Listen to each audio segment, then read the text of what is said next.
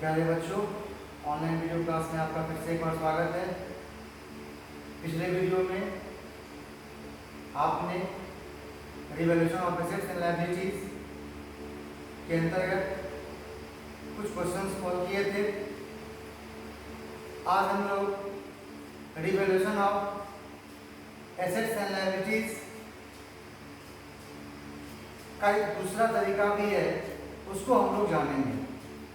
तो जैसा कि आपको बताया गया था, यदि साझेदारी फर्म का पुनर्गठन होता है तो वैसे परिस्थिति में एसेट्स एंड लायबिलिटीज का रिवॉल्यूशन होता है और उसके दौरान जो प्रॉफिट या लॉस की जानकारी हमें प्राप्त होती है उसे सभी साझेदारों द्वारा ओल्ड रेशियो में डिस्ट्रीब्यूट कर लिया जाता है, यानी बांट लिया जाता है। उसका एक दूसरा तरीका भी है, कैसे उसी को हम आप लोग जानेंगे।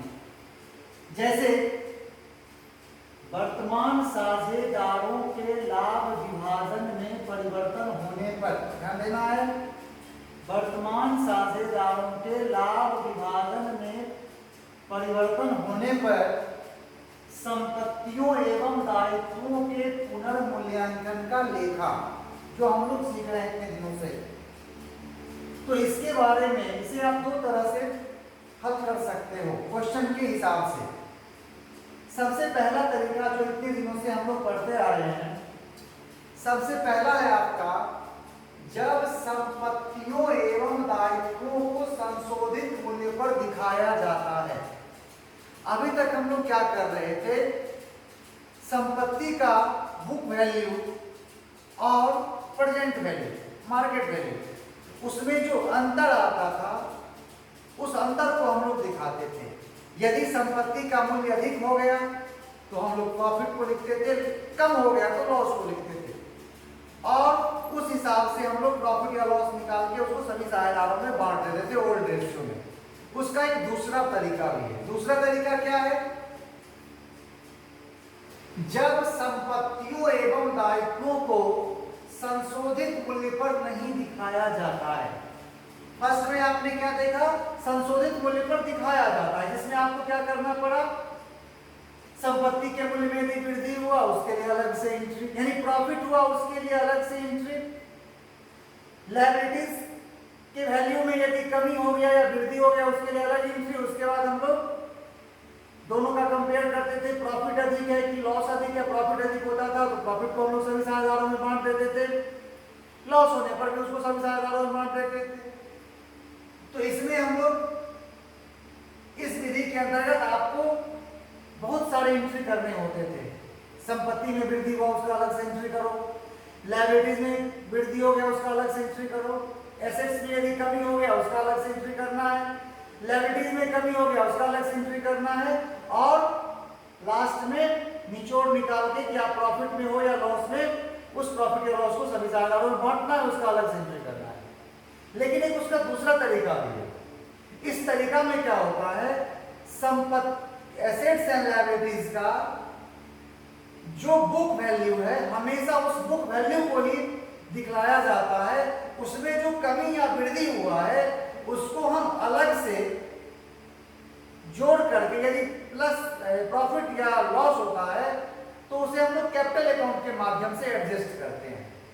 तो समझेंगे कैसे, तो जब क्वेश्चन में लिखा रहता है कि संपत्तियों एवं दायित्वों के मूल्य में होने वाले कमी एवं वृद्धि के लिए रोज नामचे की आवश्यक प्रविष्टि करो, तो वैसे परिस्थिति में हम लोग सब एंट्री कर लेते थे। लेकिन जब क्वेश्चन में आपको लिखा रहेगा कि साझेदारों ने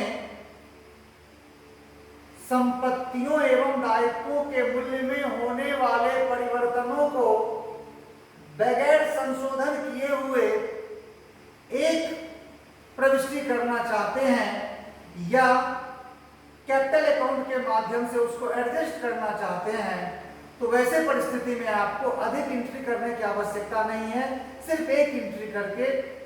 तो उसके लिए आपको सबसे पहले प्रॉफिट या लॉस जानना होगा, उसमें आपको रिवॉल्यूशन अकाउंट बनाने की आवश्यकता नहीं है।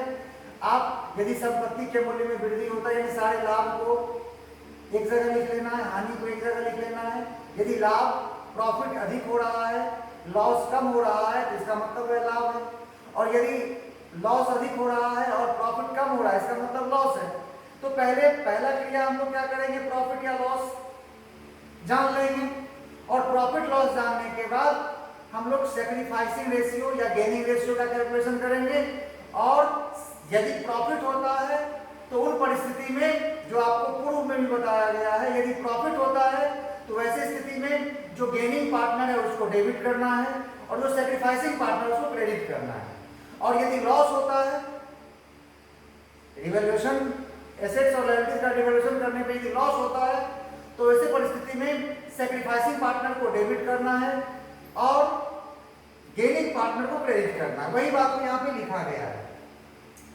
लाभ विभाजन अनुपात में परिवर्तन होने पर यदि साझेदार संपत्तियों एवं दायित्वों का पुनर्मूल्यांकन करते हैं, लेकिन ध्यान देना, लेकिन फर्म के बैलेंस शीट में परिवर्तन को नहीं दर्शाना चाहते हैं, अर्थात बैलेंस शीट में दायित्वों एवं संपत्तियों को बुक वैल्यू पर ही दिखाना चाहते हैं।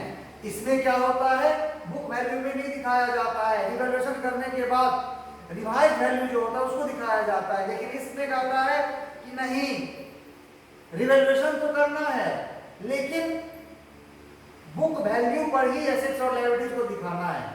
तो वैसे परिस्थिति में आप क्या करोगे,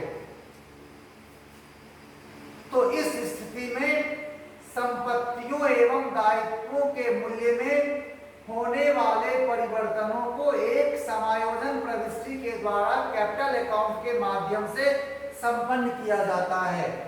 इसके लिए लाभ प्राप्त करने वाले साझेदार यानी गेनिंग पार्टनर के कैपिटल अकाउंट को डेबिट तथा त्याग करने वाले साझेदार यानी सैक्रिफाइसिंग पार्टनर के कैपिटल अकाउंट को क्रेडिट, और हानि होने पर इसके विपरीत एंट्री किया जाता है। जैसे पुनर्मूल्यांकन पर लाभ होने पर, बार बार आपको बताया जा रहा है इस कंडीशन में आपको रिवैल्यूएशन अकाउंट नहीं बनाना है, अलग में कहीं पे हमको ये जान लेना है कि हम प्रॉफिट में है कि लॉस में।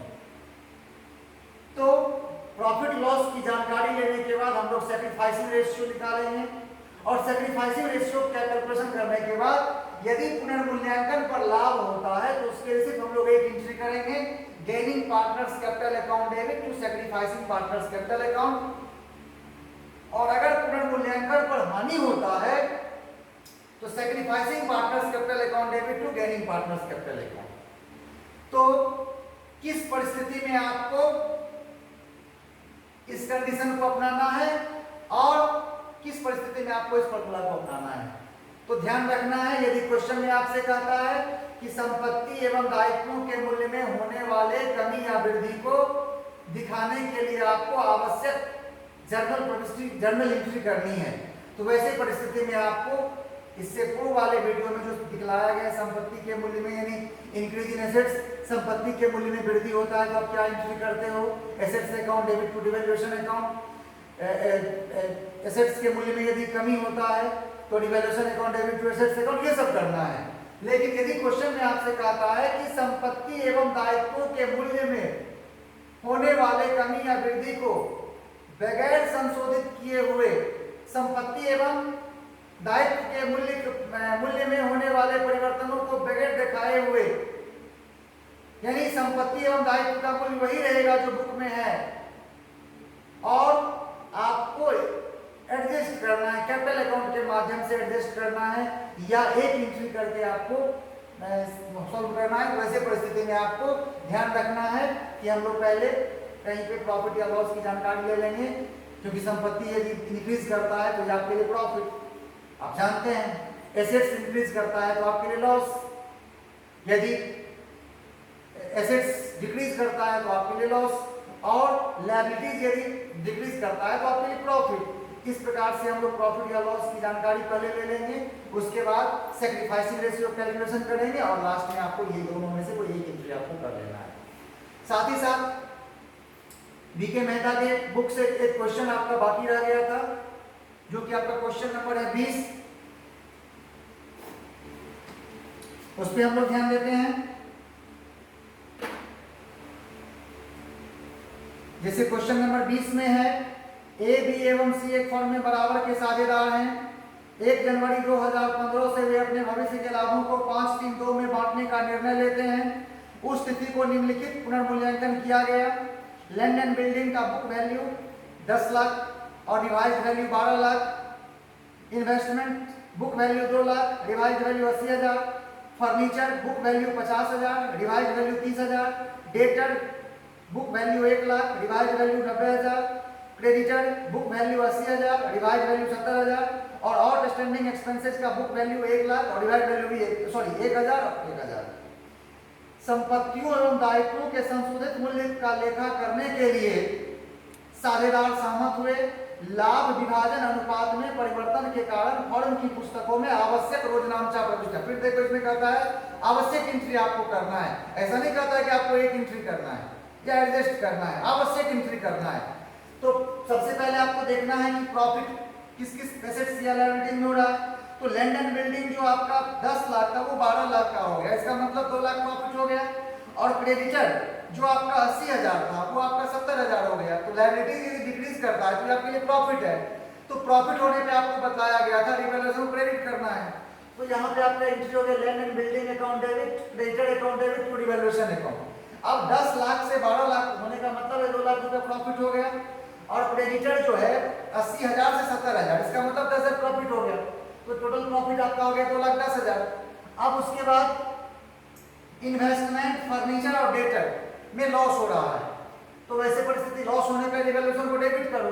तो revaluation account debit to investment account, to furniture account और टू डेटर अकाउंट। अब इन्वेस्टमेंट जो है वो आपका 2 लाख से 80,000, तो इसका मतलब 1,20,000 लॉस हो गया। फर्नीचर 50,000 से 30,000, इसका मतलब 20,000 लॉस हो गया। और डेटर आपका 1 लाख से 90,000, ये भी लॉस हो गया। अब टोटल लॉस आपका 1.5 लाख। अब आप यहाँ पे जान सकते हो कि आप प्रॉफिट में हो कि लॉस में। तो यहाँ प्रॉफिट का एंट्री होता है 2,10,000, लॉस का एंट्री होता है 1.5 लाख। इसका मतलब आप लोग प्रॉफिट में हो। कितना प्रॉफिट में हो? 60,000। 2,10,000 में से 1,50,000 को माइनस करेंगे। अब ये 60,000 जो आपको प्रॉफिट हो रहा है, ये प्रॉफिट किसका है? तो जो पार्टनर अभी बिजनेस कर रहे हैं, किस रेशियो में बांटोगे? ओल्ड रेशियो में। अब ओल्ड रेशियो में जब बांटना है तो कहता है ओल्ड रेशियो बराबर है, समान है। तो 60,000 को जब आप बांटोगे तो revaluation account debit to A capital account, to B capital account, to C capital account. और 60,000 को तीनों पार्टनर में हम लोग बांट दिए। तो इसे आप लोग नोट कर लेंगे और अगले वीडियो में आपको इससे संबंधित जो क्वेश्चन है उस क्वेश्चन के बारे में आपको बताया जाएगा और आप लोग उसे घर से बना के लाओगे। इसे आप लोग नोट कर लें और आशा करते हैं कि आप लोग घर में रह करके अध्यापन का कार्य करते होंगे और सरकार के द्वारा जो गाइडलाइन जारी किया गया है उसका पालन करते होंगे। इसे आप लोग नोट करें। मिलते हैं हम लोग अगले वीडियो में।